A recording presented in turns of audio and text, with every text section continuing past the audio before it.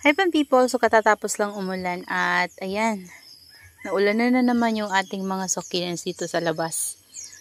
So yan guys, yung itsura ng ating mga succulents dito. So one day pa lang nung mailabas ko sila dito, and yung mga mababalbo natin dun guys ay naulan na sila, so hindi na natin kailangan magdilig.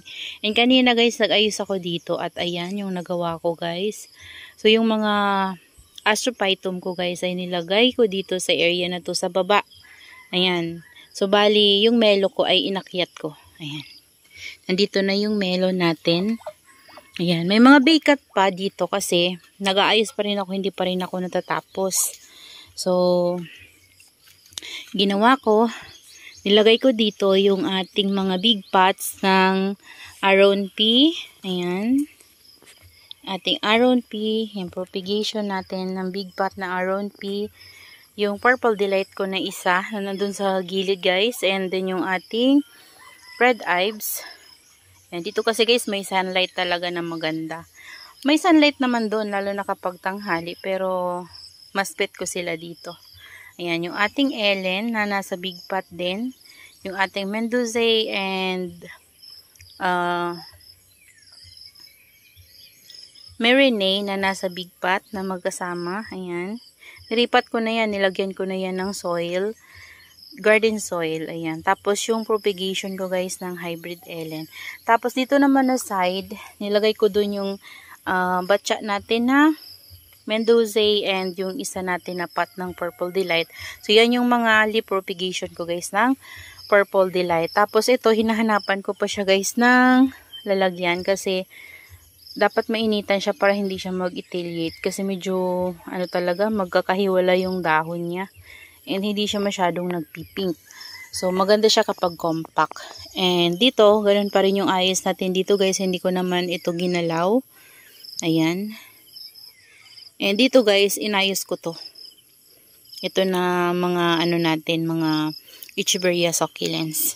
So bali dito ang ginawa natin ay yung mga ano ko dito guys, mga mapafarina na succulents, nilagay ko dito. So hinanay ko sila base sa kanilang laki. Ayan. Yung laki kasi nila guys, maganda kapag puro malalaki tapos yung medyo maliliit dito sa gilid na to, para mas mabigyan natin ng pansin yung maliliit. Kasi kapag rumble sila guys, medyo napapabayaan ko kasi yung iba. So, hindi ko masilip-silip. So, mas maganda na yung malaki. Ayan, magkakahanay din yung malalaki para nakikita ko talaga ng maayos. So, kung titingnan nyo ng maigi, ayan, para siyang medyo pataas kasi yung mga nandito sa harapan natin ay maliliit. So, pag ganun siya. Diba guys, ang ganda. Ganda tingnan kapag ganyan yung ayos ng mga Echeveria succulents natin. Ayan. So, dito naman, inaayos ko to kasi yung mga melo natin dapat hindi sila maulanan para hindi sila mabulok kasi medyo naano na ako sa melo. Kasi before meron akong dalawang ganito guys, nabulok siya kasi nilagay ko sila sa ROS. Tumagal naman sila sa ROS pero nabulok talaga siya guys. Tapos, yung orange melo ko, yun na lang yung natira. Isa lang naman din yung orange melo ko guys. Kaso lang, ang nangyari sa kanya, pumangit yung crown niya. So, tingnan nyo. Diba nangitim?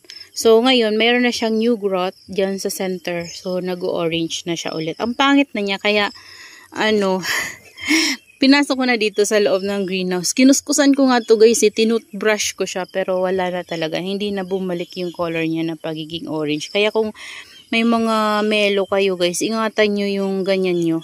Kasi yung crown talaga niya pumapangit. So meron tayo ditong white melo. Ayan, yung ating white melo.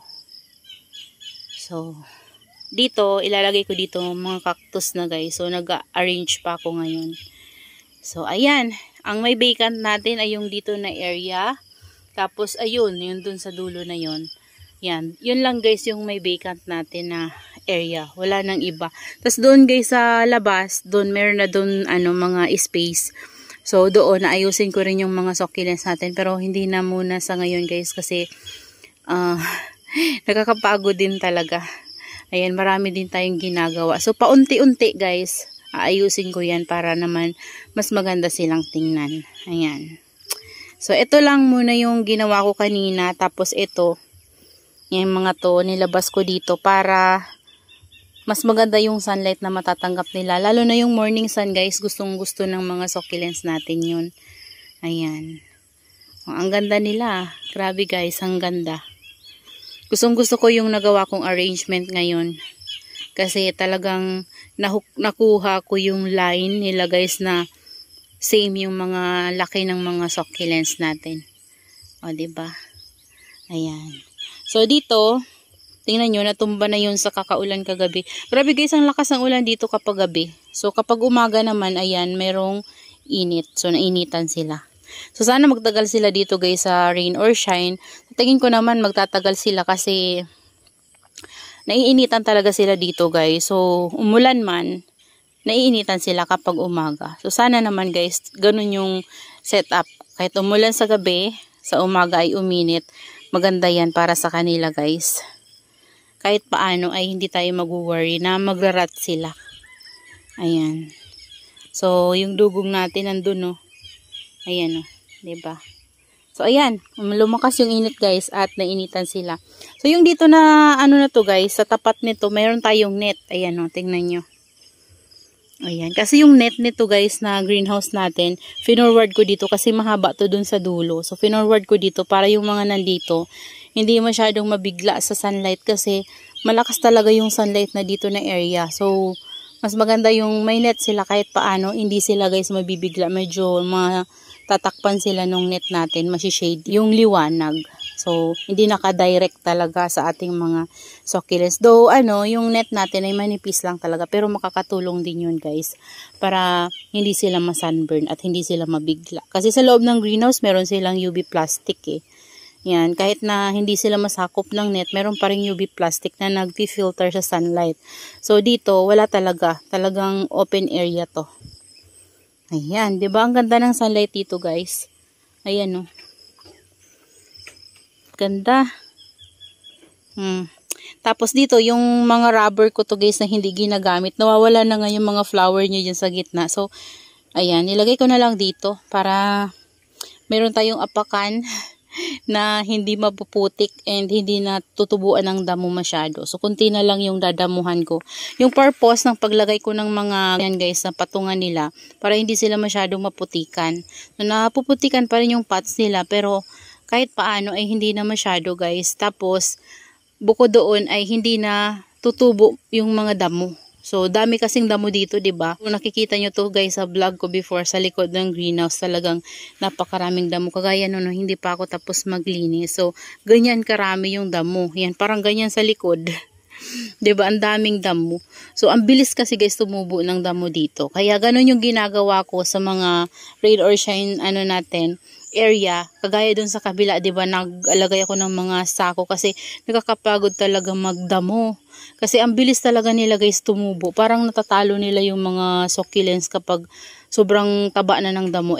Syempre hindi naman lagi nakakapagdamo tayo. So, ayun na lang yung naisip kong paraan para hindi na masyadong tumubo yung mga damo. Ayan. O, 'di ba? Ang ganda, guys, kapag ganito yung sunlight na matatanggap nila. Yan, yung mule natin, nilagay ko na, guys, sa rain or shine, oh. So, sana mas gumanda sila dito. Ayan, ito naman, hindi naman tumasa sunburn kasi meron naman silang, filter dyan. So, napi-filter yung sunlight ng net. Tapos, yan, medyo sila ng UV plastic pa. Medyo nakaano gato, guys, na UV plastic sa taas. Medyo ko pa to. Ayusin ko to kasi sa lakas ng hangin dati nung bumagyo hindi ko na siya naayos. Medyo nakayupi sa gitna kaya kailangan kong iabante. So, ayan. Di pa ako tapos. So, ito yung ginawa ko. Ito yung mga trailing succulents natin na binaba ko. So, dito ko na lang siya, guys, nilagay. Ayan. So, dyan meron pati yung lalagyan. Tapos, doon man banda, guys, tingnan nyo. Ayan. Ang lalaki ng mga gymno natin, no? Parang kitang yung laki nila guys. Nung tinanggal ko yung mga big natin na ganito. So, kulang naman guys yung mga gymno natin doon.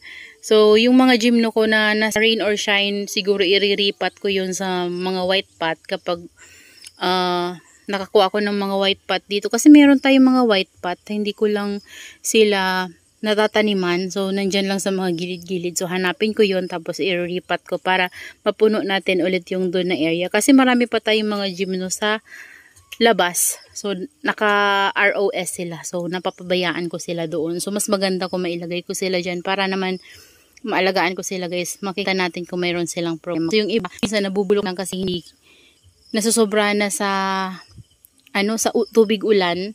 Ayan, sobrang sa tubig ulan, tapos nabibilad sila ng sobra. So, yung iba, natutuyaan ng sobra. Ayun, napapabayaan ko yung mga gymno sa labas. Ang dami na kasi guys ang gymno ko na yan, pero nagpropagate pa rin ako. Ayan, kapag may talaga nagpo-propagate pa, syempre, mas mapadami pa natin sila. Hindi naman sayang. So, that's all for today's video guys. Yan, I hope you enjoy watching and see you on my next vlog. Happy gardening everyone. Bye-bye!